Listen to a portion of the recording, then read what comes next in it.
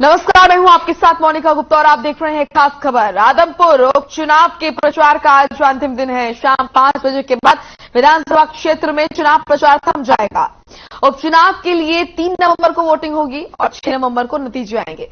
वहीं सोमवार की तरह मंगलवार को भी सभी आदमी पार्टी और इनेलो भी अब जीत को लेकर दम भर रहे हैं। लेकिन देखने वाली बात यह रहेगी कि आदमपुर की जनता आखिर किसको चुनती है और आदमपुर में एक बार फिर दिलचस्प मुकाबला देखने को मिलेगा।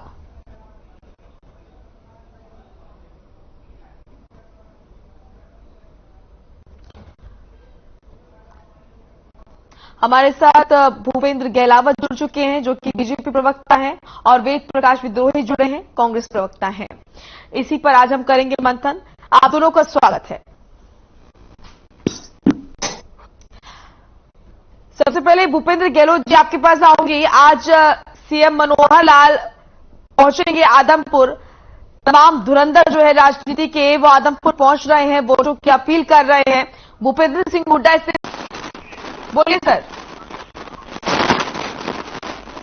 और जब से चुनाव शुरू हुआ तभी से भव्य बिश्नोई की एक तरफ लहर है और पहले भी जब भी चुनाव होते रहे ये इस परिवार की, भजनलाल परिवार की का यहाँ पे गढ़ रहा और हमेशा ये परिवार जीतता रहा है। और कांग्रेस के अलावा जब भी भजनलाल जी या उनका परिवार कोई चुनाव लड़ा तो कांग्रेस की जमानत जब्त हुई है हमेशा। और मैं ये कहता हूँ कि ये साथी कहते हैं और मैं तो भूपेंद्र हुड्डा कहता है कि हमारा गढ़ है कांग्रेस का। पीछे जो विधानसभा के 6 चुनाव हुए, 4 लोकसभा कल्याणकारी योजनाएं हैं, उनसे प्रभावित होकर सारे प्रदेश की जनता भारतीय जनता पार्टी की तरफ आकर्षित हो रही है। लेकिन गहलोत जी, आदमपुर में बीजेपी भी तो नहीं कभी जीती है। बीजेपी दुष्यंत चौटाला जी ने भी रैली की है और उनका भी ग्राफ अगर जोड़ लिया जाए तो ये एक तरफा लहर बनने का काम है। भजनलाल परिवार का पूरा फायदा आपको नजर आ रहा है मतलब इस बार? देखिए, मैं ये कह रहा हूँ कि पूरा बिल्कुल हम एकजुट होके वहाँ चुनाव लड़ रहे हैं और एक तरफा वहाँ लहर है, किसी का कुछ नहीं है। और मैं तो ये कहता हूँ कि वहाँ पर इन कांग्रेस वालों की अगर जमानत भी बच जाए तो बहुत गनीमत है। ये तो कोई दूसरे नंबर की लड़ाई में है, पहले नंबर का तो फैसला वहाँ जनता ने कर चुकी है। और जो भूपेंद्र सिंह हुड्डा ने 2005 में जो 67 विधायक जीत के भजनलाल जी के नेतृत्व में आए थे और भजनलाल की थाली में से चीफ मिनिस्ट्री का काम खोसने का काम इन्होंने धोखे से किया था। अब मौका आ गया है, आदमपुर की जनता उसका हिसाब लेगी और इनको ऐसी धूल चटाएगी कि ये कभी भी आदमपुर की तरफ मुंह करके भी नहीं सोएंगे। और मैं ये कहता हूँ जो हमारी कल्याणकारी योजनाएं हैं हर क्षेत्र में, ठीक है सर, बहुत सारी योजनाएं हैं सर। ठीक है सर, आऊंगे आपके पास। वेद प्रकाश जी, बीजेपी को तो भव्य जीत की उम्मीद है इस बार। मोनिका जी, आपको, गहलावत साहब को और आपके दर्शकों को मेरा नमस्कार। कई दिनों बाद आपसे चर्चा करने का मौका मिला, इसके लिए भी धन्यवाद जी। आपने और गहलावत जी ने अप्रत्यक्ष रूप से दोनों ने एक बात तो मान ही ली कि वे भजनलाल परिवार का गढ़ है या कांग्रेस का गढ़ है, तो बीजेपी है कहाँ? सर तो मैंने नहीं माना। नहीं, वेद प्रकाश जी पे करेक्ट करूंगी, मैंने नहीं माना ये। नहीं, ऐसा बीजेपी कहती है सर। आपकी बात नहीं कह रहा मैं। अच्छा, आपने जो प्रोमो किया था उसकी बात कर रहा हूँ, व्यक्तिगत नहीं कह रहा मैं। ठीक है सर।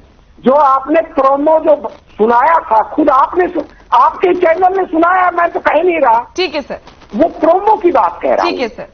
और गहलावत साहब ने भिड़ते ही कहा था, अपनी बात यहाँ से शुरुआत की थी कि भाई ये भजनलाल परिवार का गढ़ रहा है और वो ही जीतते रहे। तो इसका मतलब ये मानते हैं कि उनका गढ़ था और हम तो कह ही रहे हैं हमारा गढ़ था। इन्होंने कहा जब भी भजनलाल परिवार अलग हुआ, कांग्रेस की जमानत जब्त हुई। अभी हर बार कांग्रेस ने मुकाबला किया है। 2009 में इसी जयप्रकाश से मुश्किल से 6000 वोटों से कुलदीप बिश्नोई जीते थे, 6000 वोटों से। गहलावत साहब को तथ्य याद नहीं है, कोई बात नहीं, वो इनकी अपनी सोच है कि ये सुविधा के अनुसार कुछ चीज याद कर लेते हैं और जल्दी भूल भी जाते हैं। दूसरा इन्होंने कहा कि मनोहर लाल खट्टर जी के विकास से लोग इतने खुश हैं कि लोग बीजेपी से आकर्षित हो रहे हैं। हाँ जी, इतने खुश हैं। आपको 2019 में बहुमत नहीं दिया, आपको 40 सीट पे लाके खड़ा कर दिया, आप 75 का दावा कर रहे थे, लोगों ने आपको कितने खुश हैं आपसे। अगली बात आपने कही कि हमसे बहुत खुश हैं। हाँ, आपसे बहुत खुश हैं। 2 चुनाव हुए, दोनों में आप हारे हैं। ये तीसरा उपचुनाव है, आप इसे तीसरे में भी हारोगे। तीसरी बात इन्होंने कही कि दुष्यंत चौटाला जी भी हमारे साथ हैं। कल ही दुष्यंत चौटाला जी गए थे, संयोग से मैं भी दुष्यंत चौटाला का भी बाइट सुनी और उनके समर्थक की वही जल से मैं भी बाइट सुनी। दुष्यंत चौटाला जी ने कहा गरम लोहा है, चोट मार दो, सही मौका है। तो उसके वर्करों से पूछा आप जैसे पत्रकार ने, आप चाहे तो मैं उसका वीडियो मेरे पास मौजूद है, मैं सुनवा सकता हूं। उन्होंने कहा ठीक है, सही जगह चोट मारेंगे। बोले जी क्या चोट मारोगे? बोला भजन लाल परिवार को सबक सिखा देंगे, इसको वोट नहीं देने वाले। तो वो फिर बोला किसको देंगे? बोला जेपी को देंगे। बोला क्यों देंगे? बोला हमारी भविष्य की भी राजनीति है। बोला नेताजी तो आए, बोले नेताजी ने कह तो दिया गरम तवा, गरम लोहा है, चोट मार दो। तो ये तो संदेश इनके वर्करों का गया।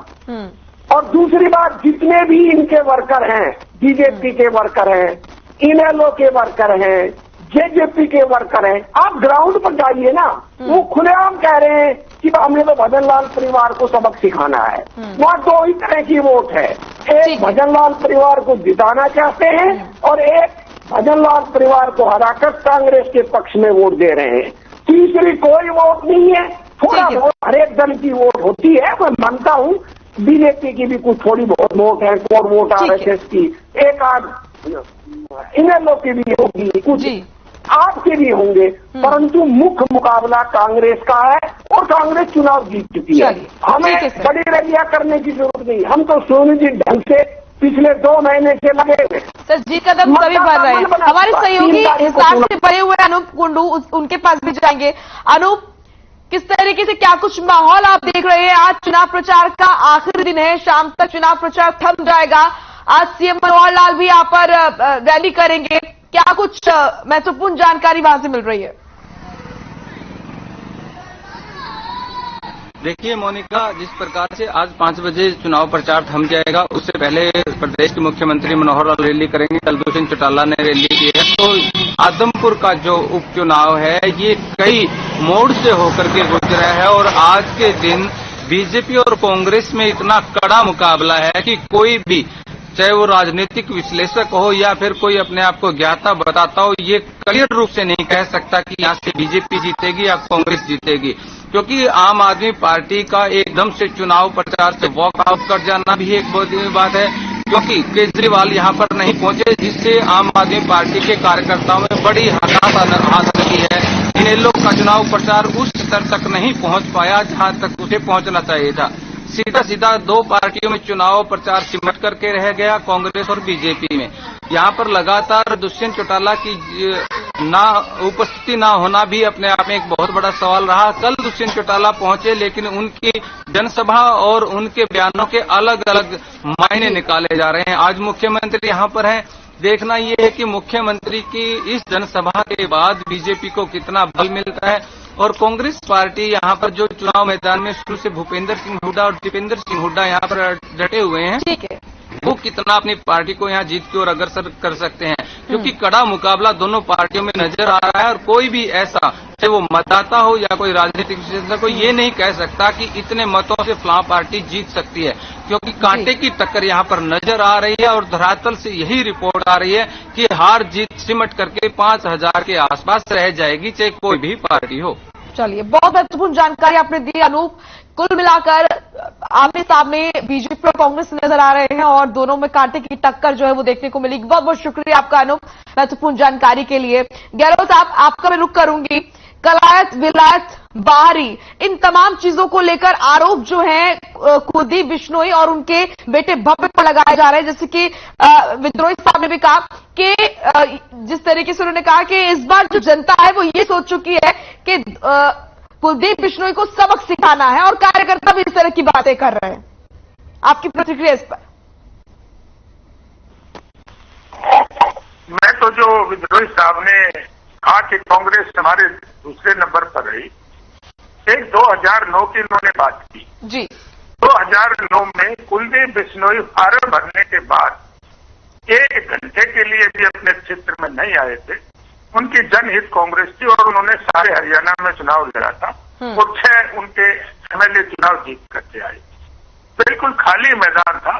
जब भी ये लोग 7-8 हजार से अच्छे से जो भी विद्रोही जी कहीं मैं मान लूंगा हारे थे, तो जब अब मुकाबले में वो सारा समय कुलदीप जी और भव्य बिश्नोई जी यहां लगा रहे हैं, तो अब एक तरफा मुकाबला है।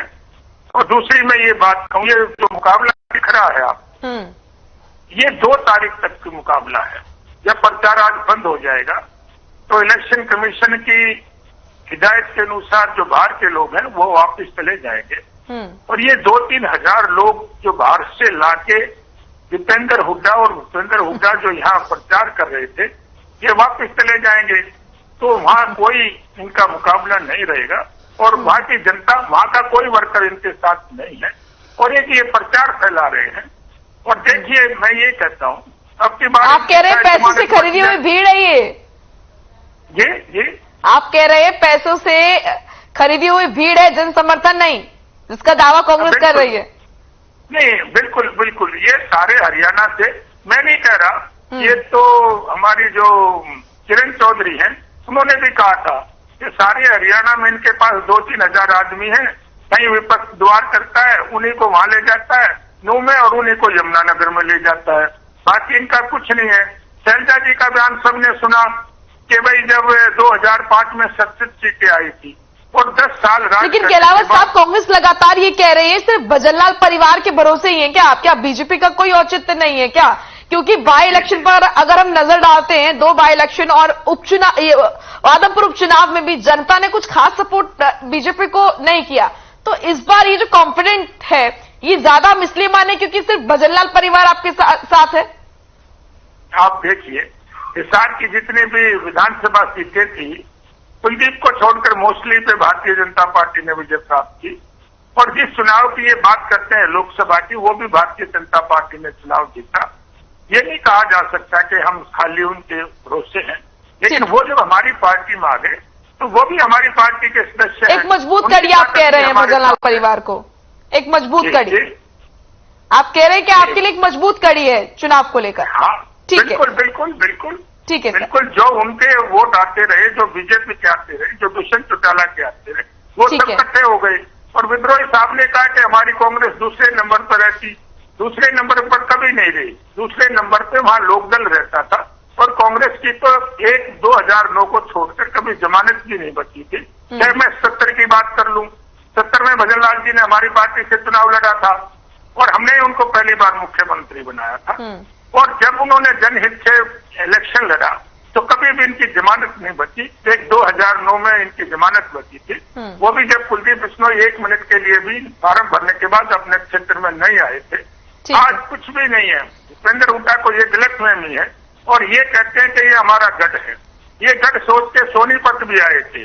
जो सोनीपत का रिजल्ट था, वहां भूपेंद्र हुड्डा की जमानत जब्त होने का काम हुआ था, वही रिजल्ट आदमपुर में दोबारा से आएगा, ये मैं आपको कहता हूँ। और इन्होंने भजनलाल जी के साथ चीटिंग की, धोखा किया था और उनकी चीफ मिनिस्ट्री से घोष ली थी। आज मौका है, आदमपुर की जनता बिल्कुल तैयार बैठी है उसका बदला लेने के लिए। और सर देखते हैं आदमपुर की जनता किससे किस चीज का बदला लेगी, फिलहाल ये तो भविष्य में ही पता चलेगा। विद्रोही साहब, यहाँ पे कई तरह की बातें की जा रही है। गेलावत साहब बोल रहे हैं इनके पास तो जन समर्थन भी नहीं है, वो भी खरीद के, जनता को खरीद के बुलाया जाता है। मोनिका जी, गेलावत साहब को एक स्क्रिप्ट लिख के दे रखी है, वो रटी रटाई स्क्रिप्ट बार बार बोल देते हैं जो तथ्यों से कहीं मेल जोल ही नहीं है।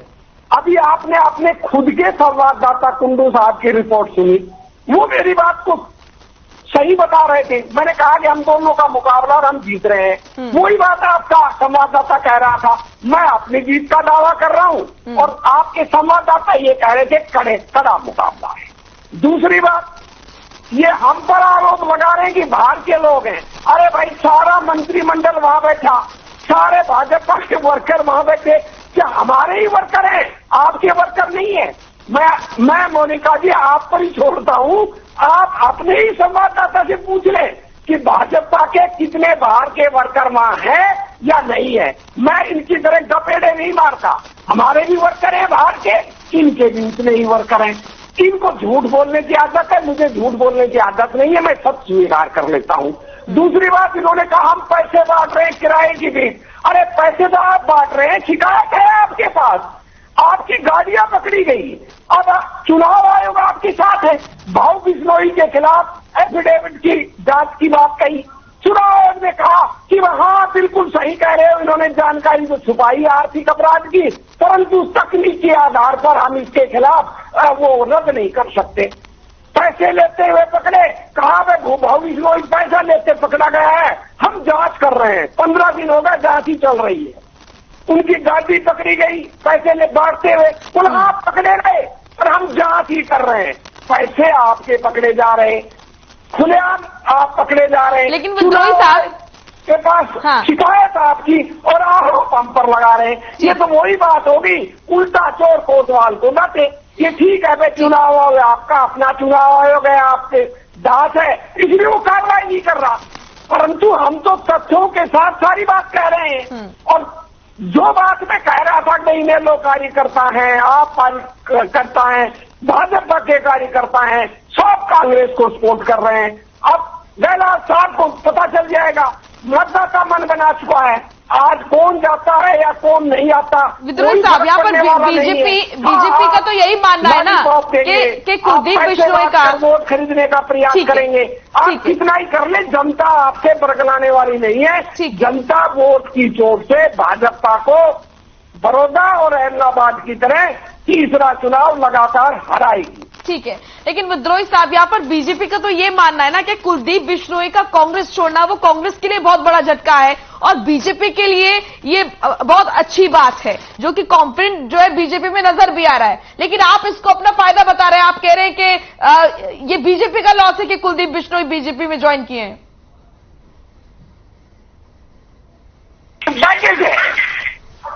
आर्थिक अपराधी कहते थे, हम नहीं कह रहे थे, ये कहते थे।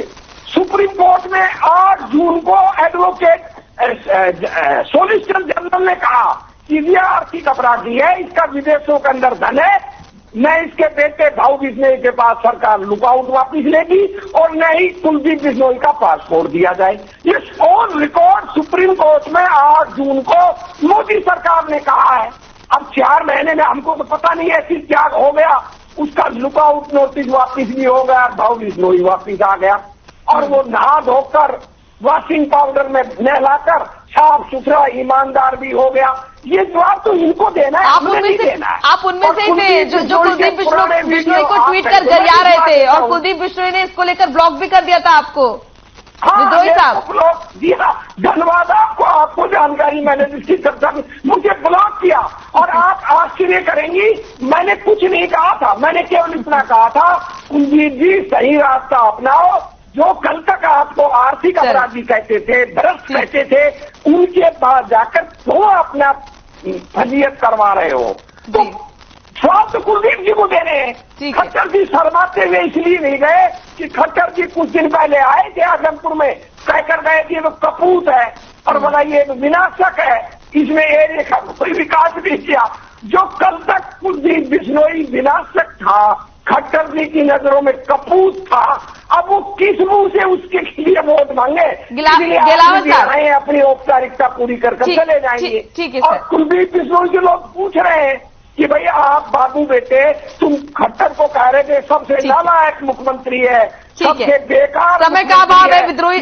ठीक है विद्रोही जी, समय का अभाव है। गिलावत जी माफ कीजिएगा, आपके पास आ नहीं पाई मैं, बहुत बहुत शुक्रिया आप दोनों का। तो आदमपुर उपचुनाव को लेकर तैयारियां सभी की पूरी है। आज चुनाव प्रचार का आखिरी दिन है, आज शाम चुनाव प्रचार थम जाएगा। तमाम धुरंधर आ रहे हैं और अपने अपने प्रत्याशियों के लिए अपील कर रहे हैं वोटों की। लेकिन देखने वाली बात यह है कि इन धुरंधरों में से आदमपुर की जनता किसको बनाती है आदमपुर का सिकंदर। चलिए फिलहाल इस बुलेटिन में इतना ही। आप देखते रहिए खबरें। नमस्कार।